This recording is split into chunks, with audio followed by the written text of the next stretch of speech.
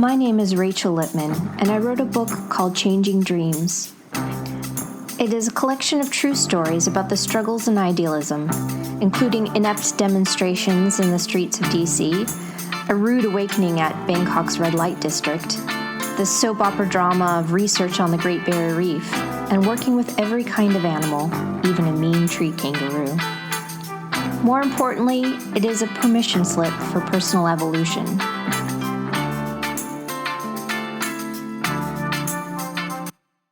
Chapter 3: Too Many Dreams to Count. As far back as I can remember, I was somehow supposed to come up with the ready answer to the most monumental question. What do you want to be when you grow up? This was not just the answer to a hypothetical occupation that I felt was expected from a young mind. It was an impressively weighted armor, embossed with my identity, that I was somehow meant to effortlessly slip into and expend my entire time and energy in carrying for the rest of my life. This was most likely a privileged first-world problem, I might add as a disqualifier. I grew up with my parents and two younger brothers in the suburbs of Seattle, Washington, in a comfortable colonial house. I was fortunate to be ingrained with the notion that I could achieve any sort of feat with fastidious hard work and tenacity. But I also lacked focus. I stretched myself thin scholastically and attempted to join every kind of extracurricular activity, whether it be dancing, art, music, or attending to my many pets.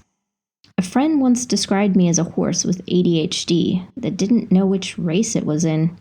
I suppose I was trying to understand the meaning of it all. I had enough comprehension, even in youth, that life was short and too vast to waste time not exploring every aspect of it. But the main constant in my life has been my love for animals and nature. I was fueled by the Jane Goodalls, Diane Fosseys, and David Attenboroughs of the world. For every Christmas or birthday, I would ask my mom to adopt a whale or a wolf, instead of pretty pink girly gifts. From the ages of 10 to 18, I had managed to accrue a stack of pictures of assorted wolves and orcas. Princess was my favorite resident orca in the San Juan Islands, and my family tried to visit her once on a whale-watching vessel so that I could see her painted back arc through the silver waters. I could never really choose a wolf. I eventually collected a picture of every color: Black Victor, Spirit the White, Sterling my silver one, and Boo the Brown. I had an enduring hope this would repopulate the world with the wild mysteriousness Jack London alluded to in stories about men freezing to death in the Arctic. After I watched the film Medicine Man, I was horrified at the notion that the Amazon's grand expanse could be burned and chopped off the face of the earth, despite the prowess of the ever-debonair Sean Connery. I pleaded to my wary parents to donate to the World Wildlife Fund so they could stop the deforestation. They sighed and tried to explain that my bleeding heart was going to bankrupt them and me too later in life. One of those moments where I felt a primal call to action was at 9 years old. I came home to find my little brother crying. He had just seen a program with footage of dead dolphins being tossed aside by tuna fishermen after they'd been entangled and drowned by careless trawling nets. I was outraged. The very next day, I left recess, something outlawed and against my nature being a notorious goody-goody, and stormed directly into the principal's office. I demanded he take tuna off the school menu. I'm not sure if he was amused or impressed, but he introduced me to the school cook. He then asked me to repeat my story to her so that she understood what an important issue it was to me. Tuna was no longer served at school, and I remained unpopular amongst my peers. That is, until they saw the footage of dead dolphins themselves.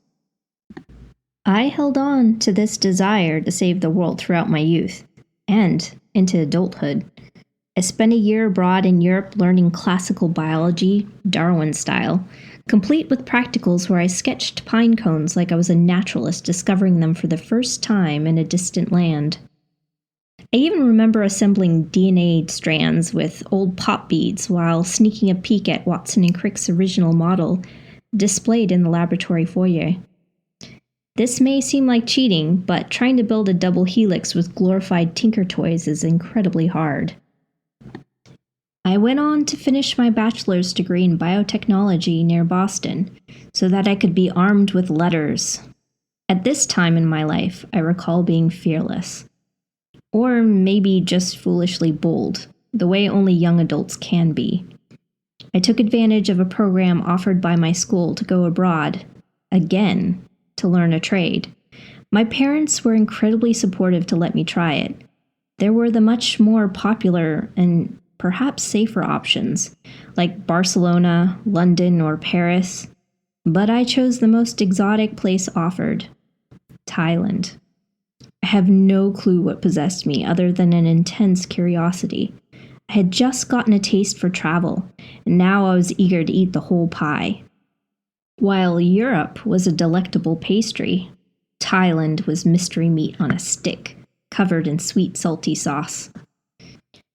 It turned out to be my rude awakening to the challenges a large portion of the world had with severe economic fluctuations, environmental and social devastation, and abominable exploitation of those in poverty.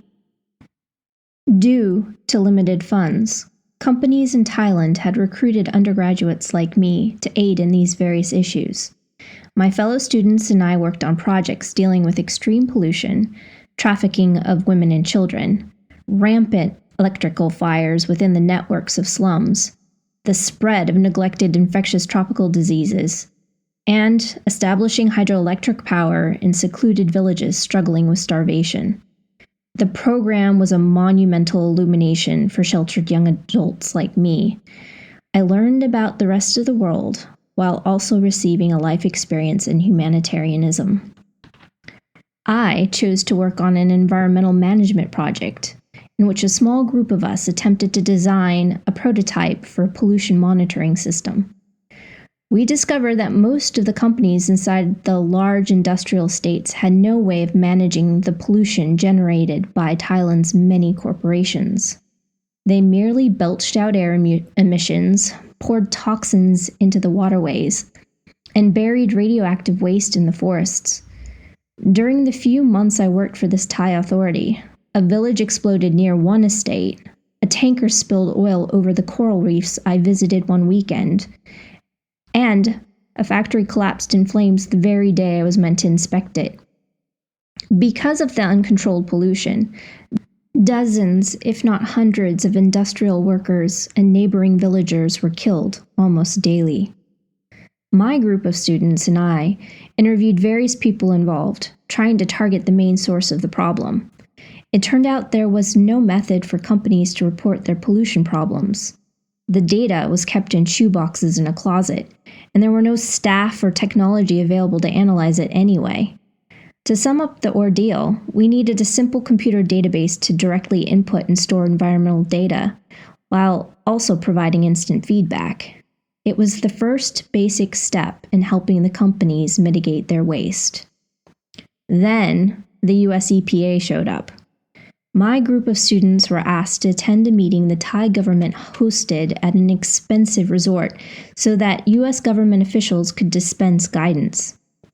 Several scientists presented the EPA's gigantic, convoluted information system to impress the Thai into compliance. It quickly became apparent that the visiting US government officials hadn't taken the time to grasp the shortage of resources in Thailand for regulation, or the size and number of industrial estates allowed to be built without infrastructure in place first. So instead, the Thai government turned to our group of 4 clueless university students to design a system in 3 short months. A very ambitious and futile undertaking for such inexperience. I have no idea if it was used, or helped in the least, but it felt good that we could play a small role in creating a solution. What I loved most about Thailand were the people. They always smiled and were ever accommodating. I learned the magic of a way. A slight nodding of the head or a full-on bow to elders, as though we all could acknowledge each other's existence with respect and kindness. But the trip was also a complete culture shock. Bangkok was muddy, sooty, and terribly crowded. As a foreigner, I felt as though I was constantly stared at and harassed to buy anything and everything.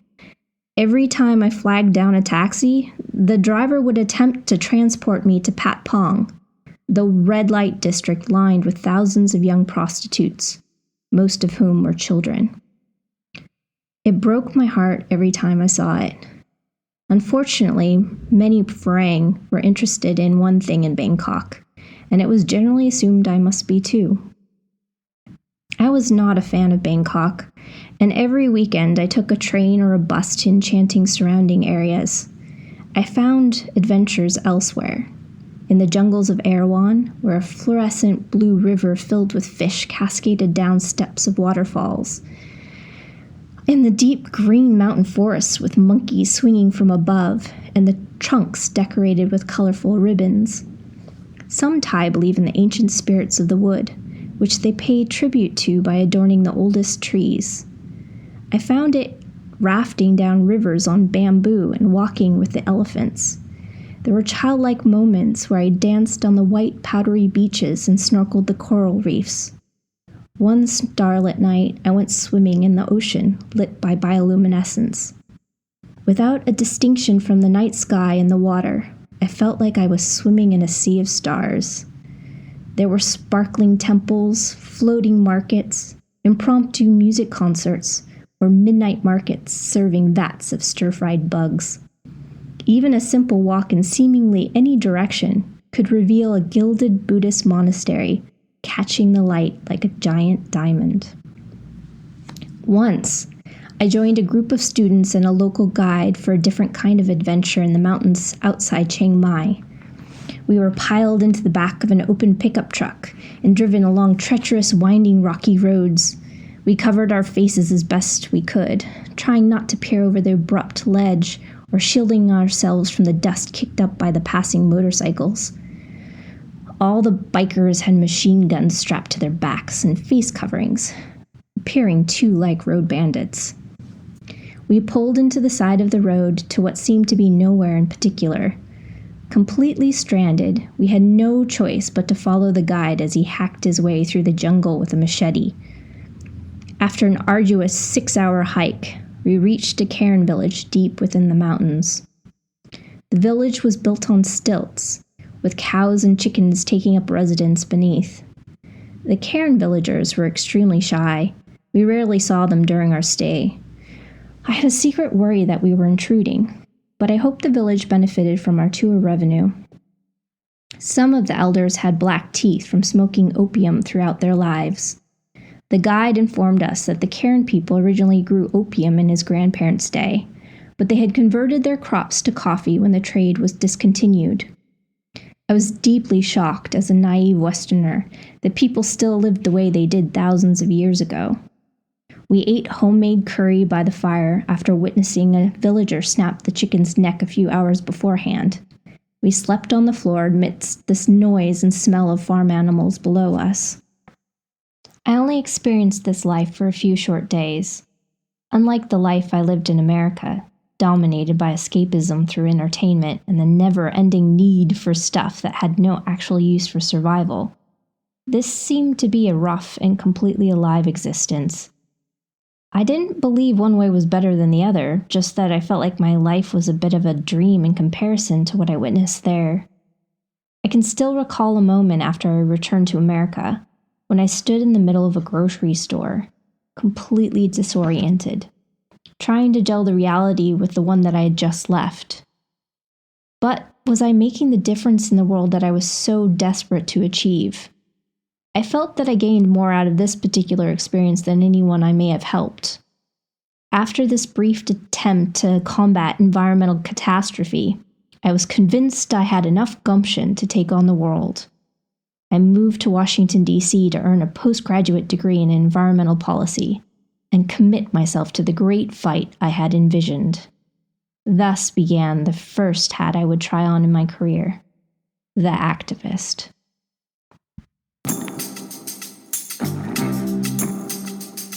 If you've enjoyed these little teasers and are interested in purchasing the book, You can find Changing Dreams at Amazon, or please visit the website ralittman.com. That's ralittman.com. Thank you for listening. Bye.